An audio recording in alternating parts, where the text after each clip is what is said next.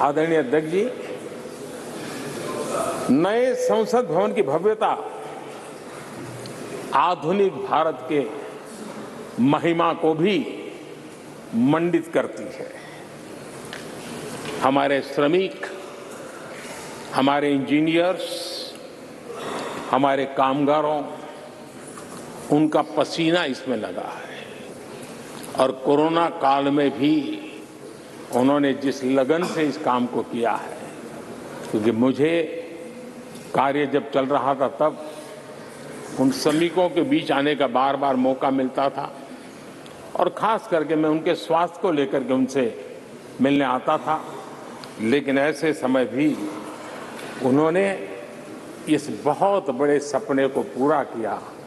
आज मैं चाहूँगा कि हम सब हमारे उन श्रमिकों का, हमारे उन कामगारों का, हमारे इंजीनियर्स का हृदय से धन्यवाद करें, हृदय से, क्योंकि उनके द्वारा निर्मित भावी पीढ़ियों को प्रेरणा देने वाला है। और 30,000 से ज्यादा श्रमिक बंधुओं ने परिश्रम किया है, पसीना बहाया है इस भव्य व्यवस्था को खड़ी करने के लिए और कई पीढ़ियों के लिए ये बहुत बड़ा योगदान है। माननीय अध्यक्ष जी, मैं उन श्रमयोगियों का नमन तो करता ही, लेकिन एक नई परंपरा का प्रारंभ हो रहा है, इसका मुझे अत्यंत आनंद है। इस सदन में एक डिजिटल बुक रखी गई है, जिस डिजिटल बुक में उन सभी श्रमिकों के पूरा परिचय इसमें रखा गया है, ताकि आने वाली पीढ़ियों को पता चलेगा कि हिंदुस्तान के किस कोने से कौन श्रमिक ने आकर के इस भव्य इमारत को, यानी उनके पसीने को भी अमरत्व देने का प्रयास इस सदन में हो रहा है। ये एक नई शुरुआत है, शुभ शुरुआत है और हम सब के लिए गर्व की शुरुआत है।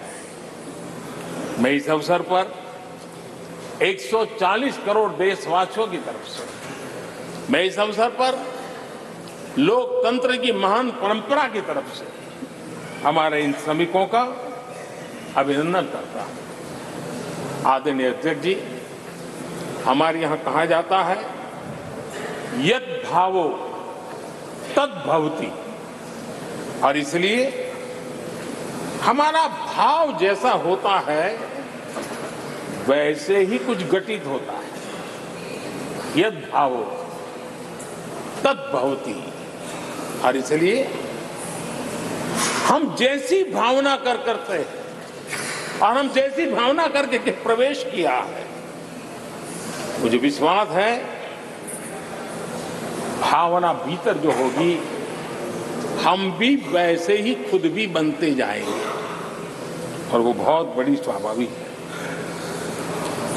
भवन बदला है, मैं चाहूंगा भाव भी बदलना चाहिए, भावना भी बदलनी चाहिए।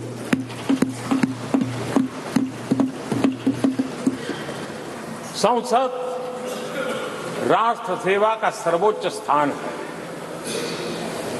ये संसद दलहित के लिए नहीं है। हमारे संविधान निर्माताओं ने इतनी पवित्र संस्था का निर्माण दलहित के लिए नहीं, सिर्फ और सिर्फ देश हित के लिए किया।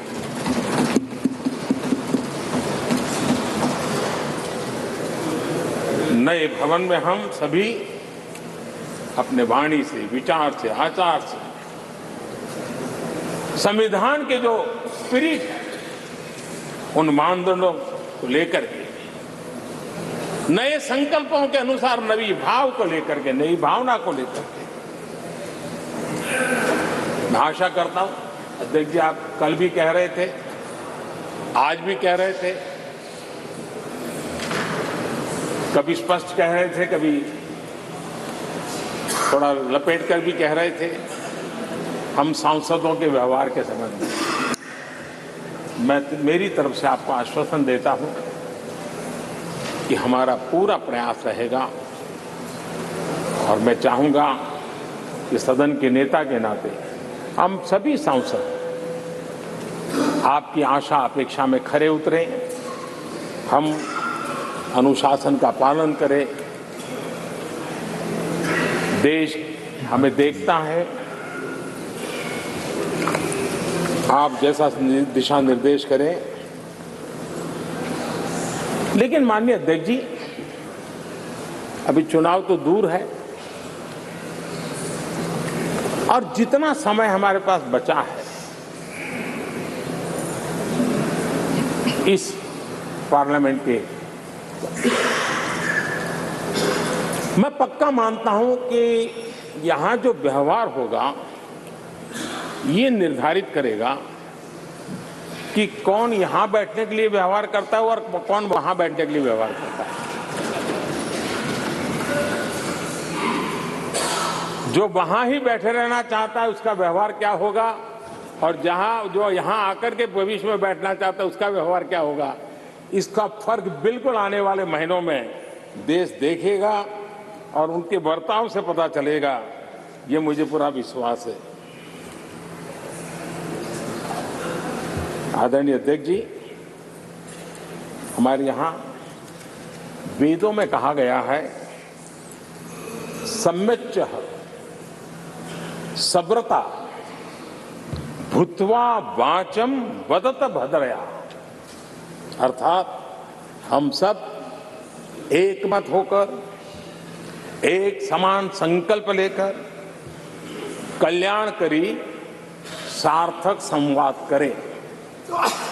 यहां हमारे विचार अलग हो सकते हैं, विमर्श अलग हो सकते हैं, लेकिन हमारे संकल्प एकजुट ही होते हैं, एकजुट ही रहते हैं, और इसलिए हमें उसकी एकजुटता के लिए भी भरपूर प्रयास करता रहना चाहिए। आदरणीय अध्यक्ष जी, हमारी संसद ने राष्ट्रहित के तमाम बड़े अवसरों पर ही इसी भावना से काम किया है। न कोई इधर का है न उधर का है, सब कोई राष्ट्र के लिए करते रहे। मुझे आशा है कि इस नई शुरुआत के साथ इस संवादीय के वातावरण में और इस संसद के पूरे डिबेट में हम उस भावना को जितनी ज्यादा मजबूत करेंगे, हमारी आने वाली पीढ़ियों को अवश्य हम प्रेरणा देंगे। संसदीय परंपराओं की जो लक्ष्मण रेखा है, उन लक्ष्मण रेखा का पालन हम सबको करना चाहिए, और वो स्पीकर महोदय की अपेक्षा को हमें जरूर पूरा करने की कोशिश करनी चाहिए। आदरणीय अध्यक्ष जी, लोकतंत्र में राजनीति, नीति और शक्ति का इस्तेमाल ये समाज में प्रभावी बदलाव का एक बहुत बड़ा माध्यम होता है, और इसलिए स्पेस हो या स्पोर्ट्स हो, स्टार्टअप्स हो या सेल्फ हेल्प ग्रुप हो, हर क्षेत्र में दुनिया भारतीय महिलाओं की ताकत देख रही है। G20 की अध्यक्षता, विमेन लेड डेवलपमेंट की चर्चा आज दुनिया इसका स्वागत कर रही है, स्वीकार कर रही है। दुनिया समझ रही है कि सिर्फ महिलाओं के विकास की बात इनफ नहीं है, हमें मानव जाति की विकास यात्रा में उस नए पड़ाव को अगर प्राप्त करना है, राष्ट्र के विकास यात्रा में हमने नई मंजिलों को पाना है, तो ये आवश्यक है कि विमेन लेड डेवलपमेंट को हम बल दें, और G20 में भारत की इस बात को विश्व ने स्वीकार किया है। महिला सशक्तिकरण की हमारी हर योजना ने महिला नेतृत्व करने की दिशा में बहुत सार्थक कदम उठाए हैं। आर्थिक समावेश को ध्यान में रखते हुए जनधन योजना शुरू की। 50 करोड़ लाभार्थियों में से भी अधिकतम महिला बैंक अकाउंट के धारक बनी है। ये अपने आप में बहुत बड़ा परिवर्तन भी है, नया विश्वास देता है। जब मुद्रा योजना रखी, ये देश गर्व कर सकता है कि उसमें बिना बैंक गारंटी 10 लाख रुपए की लोन देने की योजना और उसका लाभ पूरे देश में सबसे ज्यादा महिलाओं ने उठाया। महिला एंटरप्रेन्योर का एक पूरा वातावरण देश में नजर आया। पीएम आवास योजना, पक्के घर, ये भी उसकी रजिस्ट्री ज्यादातर महिलाओं के नाम हुई, महिलाओं का मालिकाना हक बना। आदरणीय अध्यक्ष जी, हर देश की विकास यात्रा में ऐसे माइलस्टोन आते हैं जब वो गर्व से कहता है कि आज के दिन हम सब ने नया इतिहास रचा है। ऐसे कुल पल जीवन में प्राप्त होते हैं। और आदरणीय अध्यक्ष जी, नए सदन के प्रथम सत्र के प्रथम भाषण में मैं बड़े विश्वास और गर्व से कह रहा हूं कि आज की ये पल, आज का ये दिवस, संवत्सरी हो, गणेश चतुर्थी हो, उससे भी आशीर्वाद प्राप्त करते हुए इतिहास में नाम दर्ज करने वाला समय है।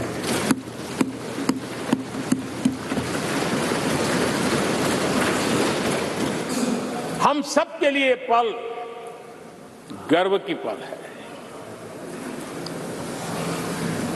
अनेक वर्षों से महिला आरक्षण के संबंध में बहुत चर्चाएं हुई हैं, बहुत वाद विवाद हुए हैं। महिला आरक्षण को लेकर संसद में पहले भी कुछ प्रयास हुए हैं। 1996 में इससे जुड़ा बिल पहली बार पेश हुआ था। अटल जी के कार्यकाल में कई बार महिला आरक्षण का बिल पेश किया गया, कई बार, लेकिन उसे पार कराने के लिए आंकड़े नहीं जुटा पाए और उसके कारण वो सपना अधूरा रह गया। महिलाओं को अधिकार देने का, महिलाओं की शक्ति का उपयोग करने का वो काम, शायद ईश्वर ने ऐसे कई पवित्र काम के लिए मुझे चुना है।